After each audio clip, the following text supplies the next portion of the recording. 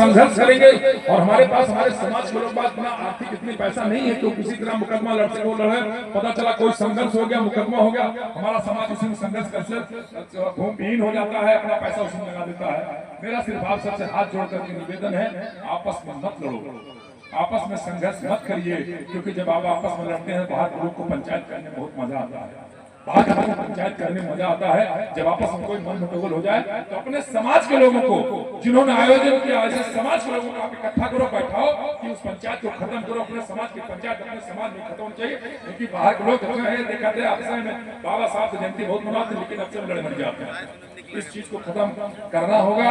और निश्चित तौर पर मैं आप सबसे यही कहता हूँ, हमारे लायक कोई भी युवा है, हमारे लायक कहीं समझते हैं कि मैं आपके कहीं आपके काम आ सकूं, आपके सम्मान में कहीं आपके सम्मान की रक्षा कर सकूं, निश्चित तौर पर आपके साथ कदम से कदम मिलाकर के चलूंगा। मैं यही आश्वस्त करता हूँ अपने सम्मानित मंच से। विचारधाराएं सबकी अलग है, लेकिन जब बाबा साहब की जयंती हो, हर अपने समाज के लोगों के लिए एकजुट हो जाना चाहिए। और मैं इसी डंके के साथ खासकर उन महिलाओं माताओं बहनों के लिए कह सकता हूँ कि जैसे समाज में हमारा दलित समाज सब चीज से वंचित था, ठीक उसी तरीके से चाहे समर समाज की महिला, चाहे हमारे समाज की महिला हो, उनको भी हर चीज से वंचित किया जाता था। हम तो कहते हैं उनको भी बाबा साहब की जयंती, महिलाओं को निकल करके बाबा साहब की जयंती मनाना चाहिए, क्योंकि उनको हक और अधिकार बाबा साहब डॉक्टर भीमराव अम्बेडकर जी ने महिला माताओं को दिया था, उसी तौर से बाबा साहब ने दिया था। आज हमारे समाज के माताओं बहनों की जिम्मेदारी नहीं बनती उनके बाबा साहब की जयंती, उनको भी निकल करके बाबा साहब की जयंती मनाना चाहिए, उनको भी माल्यार्पण करना चाहिए।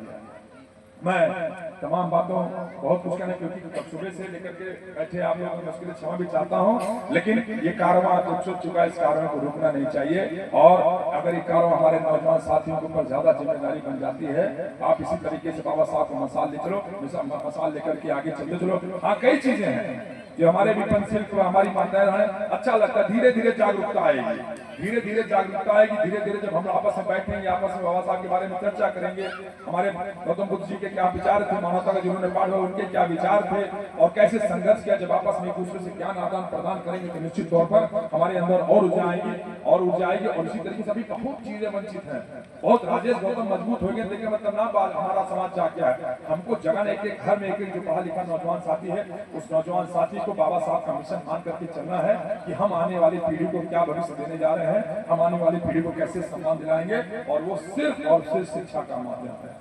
जिस दिन आप, हमारी बच्चियां कई बेटी हैं, मेरा आपसे हाथ जोड़ करके निवेदन है, हमारी 2 बेटियां हैं, धीरे धीरे कहें लड़कियों चाहे हम कहने में साबित करूं, हमारी 2 बच्ची, एक बच्ची 12वीं में पढ़ती है, छोटी बच्ची है, लेकिन मैंने कहा कि अगर बच्चियों को मौका मिले तो लड़कों से ज्यादा उनके अंदर प्रतिभा और उनको ज्यादा काम करके दिखा सकती है। ये मैं गर्व के साथ कह सकता हूँ कि अगर बच्चियों को मौका मिले, वो IAS से लेकर के नेता से लेकर के हर क्षेत्र में जाते हैं। अगर आपके माँ बाप ने आपको मौका दिया है, मैं बच्चियों से यही निवेदन करूंगा कि आप पढ़ना करते ही मत छोड़ो।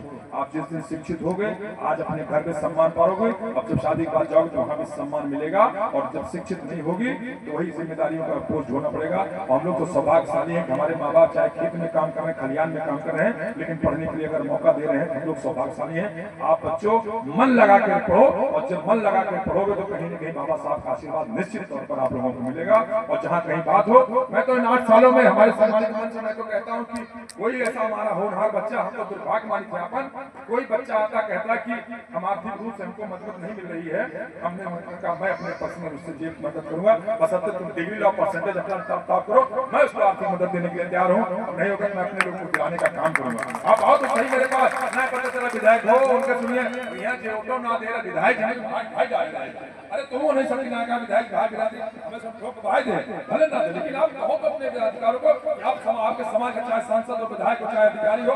और मैं अपने राम शंकर भाई से कहना चाहूंगा, इस चीज को आप हमको बताइए, आप जो अपने समाज से अधिकारी DM कलेक्टर बन गए हैं, जो अपने समाज से नेता बन गए हैं, उन्होंने कितना बाबा साहब के पंचशील का जो आपने कहा, हमारी माता बहनें जो गाँव में रहती है कम से कम बाबा साहब का मिशन लेकर चली है, लेकिन जो अपने समाज का DM कलेक्टर काम बन गया है, क्या वो लोग काम करते हैं? नहीं करते, उनको छोड़ते हमारे रिजल्ट ठीक ठाक महसूस हो जाए, हमारा परिवार हो जाए। हमारी माता बहनें जो गाँव में रहती है कम से कम बाबा साहब का मिशन लेकर के, जहाँ पे झंडा लेकर के, उनके घरे को महिलाएं कहाँ चली जाती है? जो बाबा साहब के बताओ DM कलेक्टर नेता बने हैं, उनके घरों को महिला घर में बैठी जाती है, उनको लू लग जाए, हवा लग जाए, इसी में से कैसे निकले?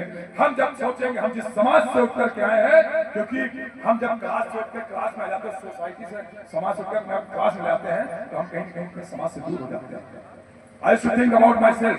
काहे का अंग्रेजी बोली काहे देखा कि हमसे स्कूल में हम अंग्रेजी झोंक रहे थे कि न लागे कि हम फीस माफ कराए पड़े हैं। अगर मैं डंके की चोट अगर माननीय मुख्यमंत्री जी से मिलता हूं तो डंके की चोट में मिलता हूं, क्योंकि मैं भी 403 में से विधायक हूं, जहां के लोगों ने हमको आशीर्वाद देकर के दूसरी बार विधानसभा में भेजा है। और आज यही कारण है कि चाहे नवोदय विद्यालय हो, चाहे पॉलिटेक्निक कॉलेज हो, चाहे बस अड्डा हो, चाहे फायर स्टेशन हो, डंके की चोट मुख्यमंत्री जी से कहा कि मैं जिस समाज से आता हूं, सुरक्षित सीट चाहता हूं। पॉलिटेक्निक कॉलेज मेरे जिले का था, जिले पर चला जाता। नवोदय विद्यालय था, जिले पर लखनऊ सुल्तानपुर चला था। डंके की चोट पे चाहे 100 करोड़ की लागत, चाहे 70 लाख की लागत हो, 70 करोड़ को अगर हम वही चाहे सुन ले 5 साल पीछे बैठे विधानसभा में, हाँ भैया हमारा नंबर आई बात। आज मैं रहूंगा, लेकिन कम से कम मैंने कुछ किया अपने क्षेत्र के लिए। तो मैं अपने जो भी जहां भी आप जिस विचारधारा से कहीं भी हो, लेकिन जहां रहो अपने समाज की बात, डंके की चोट हो, क्योंकि हमारी आपकी पहचान अपने समाज से, मैं जिस समाज से आता हूं उस समाज से हमारी आपकी पहचान है। मैं पुनः अपने सभी आयोजक मंडली को बहुत बहुत धन्यवाद देता हूं।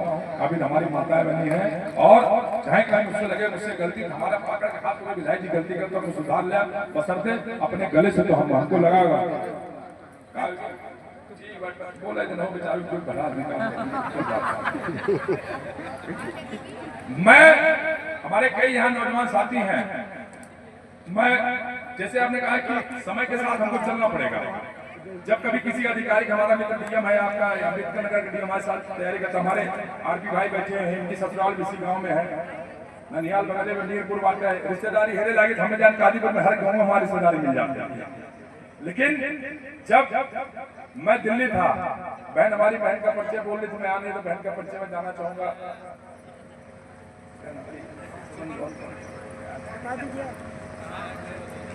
आप जैसे लोगों को समाज को बहुत जरूरत है।